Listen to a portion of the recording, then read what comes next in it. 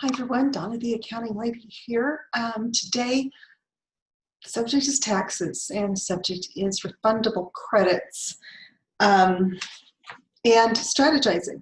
So I'm currentently working on some changes to my business, and we are really going to focus on the idea of strategizing your spending to lower your tax bill. It's critical. This is what you see the big money people do. If you are going to owe taxes, we want you to not owe taxes.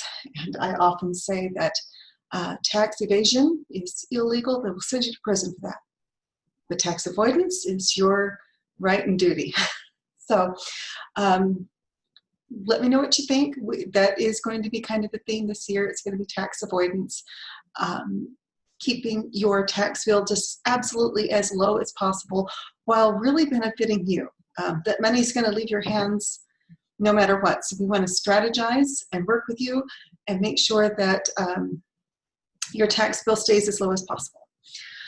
For those of you that are following the drama of my life, I will be out of the office tomorrow, January 7th. Today is the 6th, for some personal stuff, and I won't discuss that until after it's done, but I will be out of the office.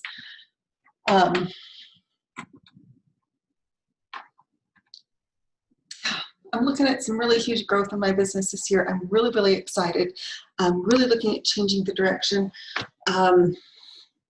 It's been a lot of thinking about and percolating and planning and determining how best to accomplish what my goals are.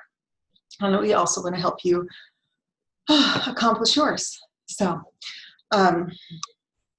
also want to talk a little bit about boundaries, of course, as always. As a business owner, I have found that the people that do not want to honor my boundaries, well, actually, I've noticed this in all of my relationships, personal and business. The people who don't want to honor boundaries, the people that are demanding, let's say, not in the sense of, I have a deadline, it's in 3 weeks, I really need help getting this done. But as in, I need to come to your home because we're all working from home today. I need to come to your home and I need to meet with you, and it can't be over Zoom. And I'm going, right now all my meetings are over Zoom. I'm meeting very few people in person at my house, and they're generally not. I know who they are. I have some boundaries there. It doesn't matter what the boundaries are, but I have some boundaries there, and I've been very explicit. The kind of the catch, if you're a client, not necessarily one of my clients, but if you are a client of a personal service business that's performed by a single person that just works on you, whether you're a hairdresser's client or an accountant's client or even a patient at your hospital or at your doctor's office, if you make yourself obnoxious to the people that are trying to serve you, they don't want to serve you anymore.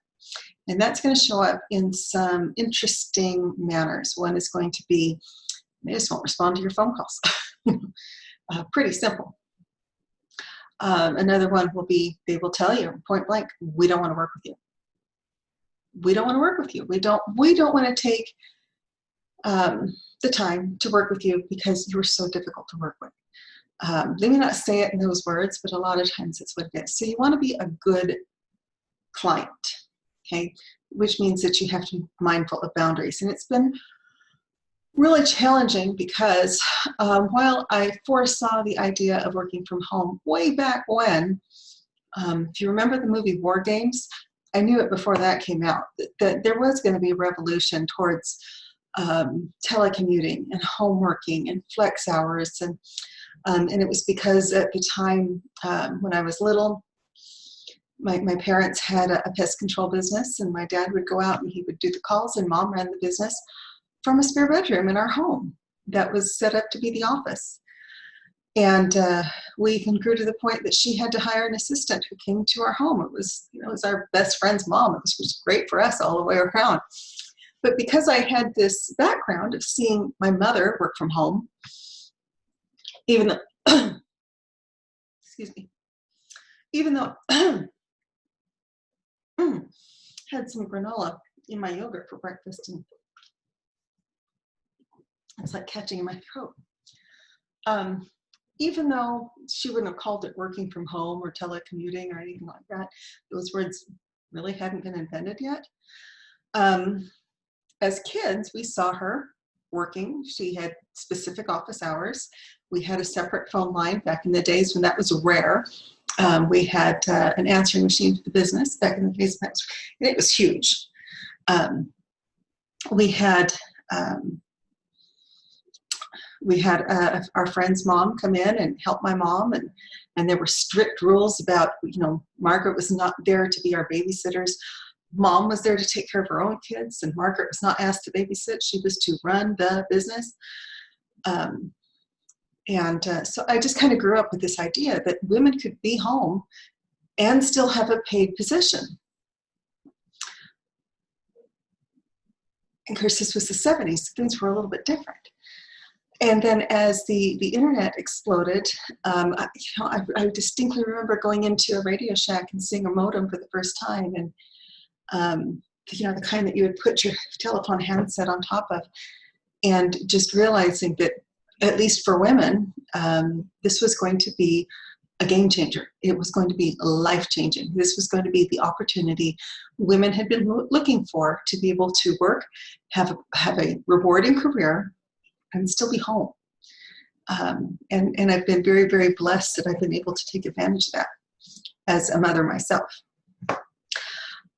But the problem with that is, if people know that you work out of your home office, they tend to not respect those boundaries, those lines between personal life and home life and business life.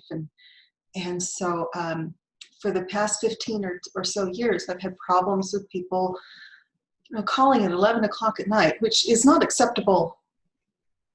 If you're calling me at 11 o'clock at night, you'd better be my best friend or one of my kids in trouble. Calling with an emergency.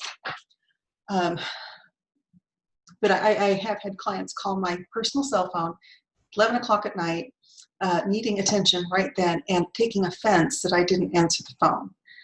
And so at that point, I started to rethink my strategies and say, I need a separate phone system. I need to be able to turn the phones off at 5 or 6. I need to have those lines just firmly delineated that this is my business hours. You can call me from 9 to 5, Monday through Friday, Mountain Time. I'm on Mountain Time. You can call me, but it's not okay to call me over and over and over again, like within a couple of hours. It's not okay to call and then text and then email and then call and then text and then email again in a short period of time. Because I have, I always hesitate to say, well, because I'm busy. But the fact is I am, and I want to treat every client like they're the most important client. And in order to do that, I have to be off the phone when I need to be off the phone. I need to be able to return those phone calls when I do have time. And it's not to say that the person calling in isn't important. It's just to say every client is important. I need to be able to give every client my full attention. And if that attention is being fragmented every 5 minutes by someone demanding attention, then the demander is going to not be part of my practice anymore. I really, really like to have people working with me that appreciate the work that we do, the value we bring, and the boundaries that we have. Now, we do a lot more than just bookkeeping here, and we will be doing even more as time goes on. And one of the big things that I'm working on is tax strategizing. Really looking at your tax bill, which is the purpose of these quarterly reviews. We want to look at your tax bill, and we want to see what we can do to lower it. That is huge to me. I figure that money's leaving your hands one way or the other. Let's find out what we can do to take advantage of every single loophole the tax code offers. And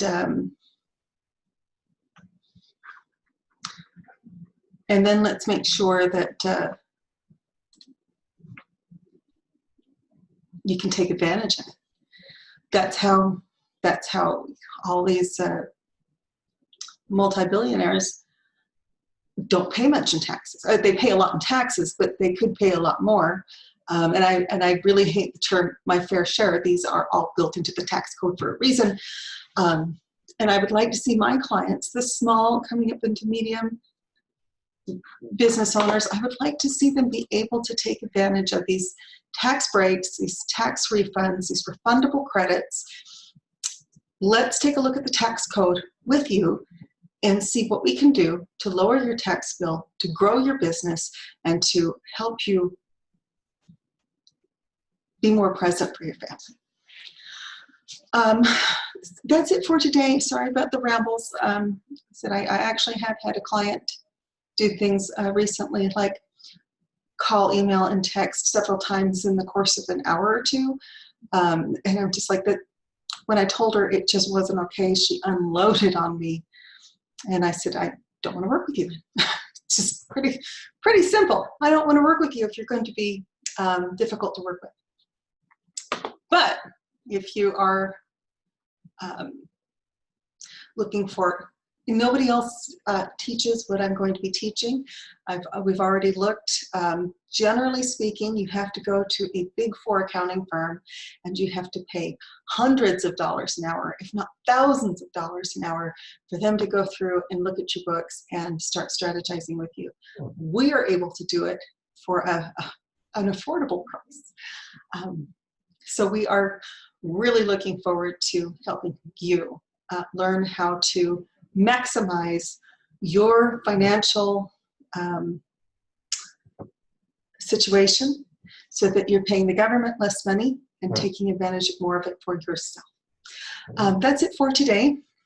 Looking forward to talking to you again soon. Again, I will be out of the office tomorrow, January 7th, so don't look for a video from me tomorrow, although I might do a really fast Facebook Live. Yeah, and that's it. You guys stay warm and stay strong. Talk to you soon.